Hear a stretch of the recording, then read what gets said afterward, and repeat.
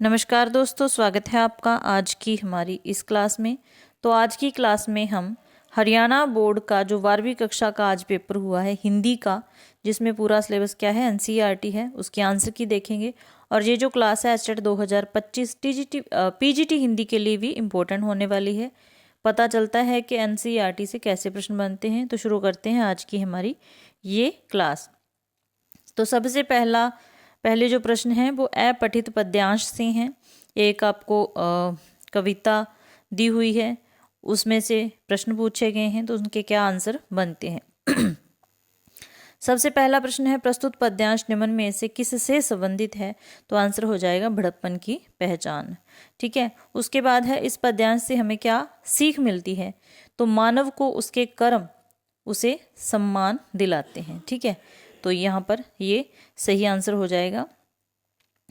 Next है, निम्नलिखित कथनों में से सही कथन छांटिए। तो सद्गुणों के कारण ही व्यक्ति प्रेम का पात्र बनता है। ठीक है। नेक्स्ट है, अगला प्रश्न है, प्रस्तुत पद्यांश, ये सेम पेज है, आगे है, पद्यांशानुसार फूल निम्न में से कौन सा कार्य नहीं करते? तो जो फूल हैं फल बनकर पशु पक्षियों और मानव का पेट नहीं भरते हैं। तो इनमें लिखा गया है कि पेट भरते हैं, तो ये काम नहीं करते, ये आंसर आ जाएगा। ठीक है। आगे है, फाड़ देता है किसी का वर वसन में, वसन शब्द का अर्थ वस्त्र होता है।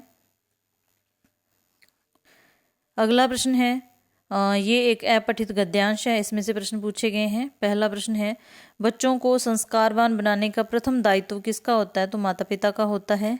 ठीक है। स्वैरिणी का अर्थ पूछा गया है, तो व्यभिचारिणी होता है। ठीक है।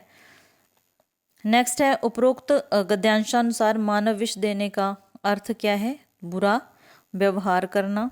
ठीक है। नेक्स्ट है, गद्यांशानुसार आप किसके कर्तव्य को मुख्य मानते हैं? तो इस जो गद्यांश है इसमें स्पष्ट लिखा हुआ है लास्ट में, सौंदर्य को जल्दी समझ नहीं पाते, फिर भी अध्यापक परिस्थितियों को दोष देकर बैठा नहीं रह सकता, उसको तो अपना कर्तव्य पालन करना ही है। तो किसके कर्तव्य की बात हुई है? अध्यापक के। ठीक है, तो यहाँ पर जो सही आंसर हो जाएगा अध्यापक हो जाएगा। आगे दाल रोटी में समास पूछा गया है, तो बिना सोचे समझे हम कर सकते हैं कि दोनों समान महत्ता वाली चीज़ें हैं, तो यहाँ पर द्वंद्व हो जाएगा। ठीक है। नेक्स्ट है, गद खंड पर आधारित कुछ प्रश्न हैं। भक्ति ने अपना घर छोड़कर किस शहर में काम ढूंढने गई थी? तो पाठ में इसका जिक्र नहीं मिला है, फिर भी हम कह सकते हैं कि फर्रुखाबाद में लेखिका महादेवी वर्मा का जन्म हुआ था, तो हो सकता है वो वहाँ गई हो, तो इसके अनुसार फर्रुखाबाद इसका आंसर आएगा। आगे है, बाजार दर्शन नामक पाठ के संदर्भ में, बाजार दर्शन पाठ किसका है? जनेंद्र कुमार का। उस आधार पर हमने सही कथन को चूज करना है। ठीक है। जब मनुष्य बेचैन हो जाता है तो वह बाजार की ओर उन्मुख हो जाता है। जब मनुष्य तुलना करने लगता है तब असंतोष, तृष्णा, ईर्ष्या के भाव मन में भरते हैं।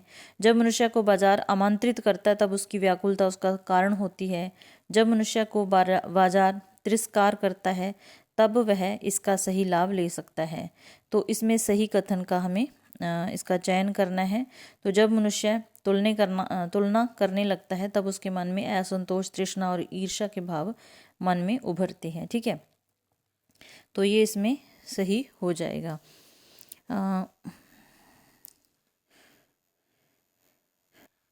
आगे है, शिरीष के फूल पाठ के आधार पर प्रश्नों के उत्तर देने हैं, और ये हजारी प्रसाद द्विवेदी जी का एक ललित निबंध है। तो इसमें सबसे पहला जो ऑप्शन है, शिरीष के वृक्ष बड़े और छायादार होते हैं, शिरीष के फल मजबूत होते हैं, पलाश वृक्ष पर बसंत ऋतु में फल खिलते हैं, ये भी सही है।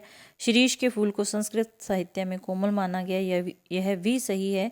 तो इसके अकॉर्डिंग जो इसका सही आंसर हो जाएगा ऑप्शन नंबर चौथा हो जाएगा। कथन 1, 2, 3, 4 सभी सही हैं।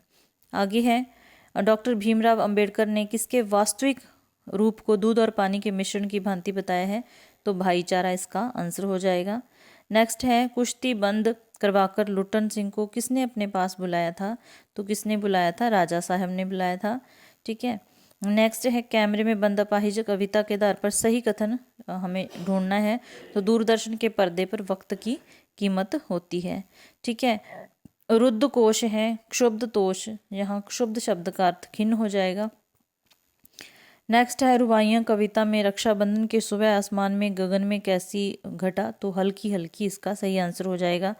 नेक्स्ट है बात सीधी थी पर कविता में बात या भाषा के संदर्भ में निम्न में से कौन सा कथन सही नहीं है, तो बात को तोड़ा गया, मरोड़ा गया, घुमाया गया, फिराया गया, उल्टा गया, पलटा गया, सब कुछ कहा गया, ये सब सही है, लेकिन हमने तो जो सही नहीं है वो ढूंढना है, तो इसमें वो सही नहीं कौन सा नहीं है, सहजता सरलता से बात अधिक पेचीदा हो गई। ठीक है। नेक्स्ट है आत्म परिचय कविता में कवि जीवन में क्या नहीं लिए फिरता, तो क्या निज उर के उद्गार भी हैं, उर के उपहार भी हैं, स्वप्नों का संसार भी है, चमन की बहार नहीं है, तो यही आपका सही आंसर है। ठीक है। आगे है हस्तलिखित शब्द में समास कौन सा हो जाएगा, करण तत्पुरुष हो जाएगा। नेक्स्ट है निम्नलिखित में से बहुव्रीहि समास के सही उदाहरण छांटने हैं। इसमें अगर तो मतलब इस तरीके से होता कि पहला कथन दूसरा कथन कौन सा ऐसे होता तो उस तरीके से हो जाता, लेकिन अगर हम एक ऑप्शन की बात करें तो किसी भी एक ऑप्शन में सभी बहुव्रीहि समास के उदाहरण नहीं है। मक्खी चूस है तो पाठशाला और महात्मा नहीं है। ठीक है। गिरिधर मक्खी चूस है तो महात्मा नहीं है, गिरिधर है तो महात्मा और अनदेखा नहीं है, निडर नहीं है इसमें, तो इसका जो क्वेश्चन है इसका मतलब ऐसा कोई भी ऑप्शन सही नहीं है जिसमें सभी बहुव्रीहि समास के उदाहरण हो। तो जिस बच्चे ने मक्खी चूस गिरिधर वाला किया है हो सकता है उसको नंबर मिल जाए। यहाँ पर दोनों शब्द इस ऑप्शन में है और दूसरे और चौथे में है। ठीक है। उसके बाद निर्धन शब्द में कौन सी संधि है, तो इसमें विसर्ग संधि है, नी प्लस धन। ठीक है। आगे है मेरे पास केवल मात्र एक कलम है, तो इसका सही क्या हो जाएगा, मेरे पास केवल एक कलम है। मैं इतना मीठा दूध नहीं पी सकता, इस वाक्य में कौन सा दोष है, तो अन्विति का इसमें दोष है। ठीक है। नेक्स्ट है ये अभिव्यक्ति माध्यम के आधार पर क्वेश्चनों के आंसर हैं। तो प्रसारण के लिए तैयार की जा रही समाचार कॉपी के लिए एक लाइन में अधिकतम शब्द 12-13 होने चाहिए। ठीक है। न्यूज़ पेज से आप क्या समझते हैं, तो केस स्टडी प्रारूप में लेखन। नेक्स्ट है गहरी छानबीन विश्लेषण और व्याख्या के आधार पर तैयार की गई रिपोर्ट क्या कहलाती है, विशेष रिपोर्ट। ठीक है। निम्नलिखित में से कौन सा समाचार आर्थिक जगत से है, तो व्यक्तिगत ऋण श्रेणी में गोल्ड लोन काफ़ी तेजी से बढ़ रहा है। अगला प्रश्न है उल्टा पिरामिड शैली के संबंध में कौन सा कथन गलत है, तो इस शैली का प्रयोग 18वीं सदी के मध्य से शुरू हुआ तो 19वीं सदी में हुआ था। ठीक है। ये कथन इसमें गलत है। उसके बाद है कविता है, पतंग कविता से प्रश्न आए हैं। पतंग कविता का नाम पतंग हो जाएगा, कवि का नाम आलोक धनवा हो जाएगा, उस तरीके से प्रश्न पूछे गए हैं। फिर जो गद्यांश आया है ये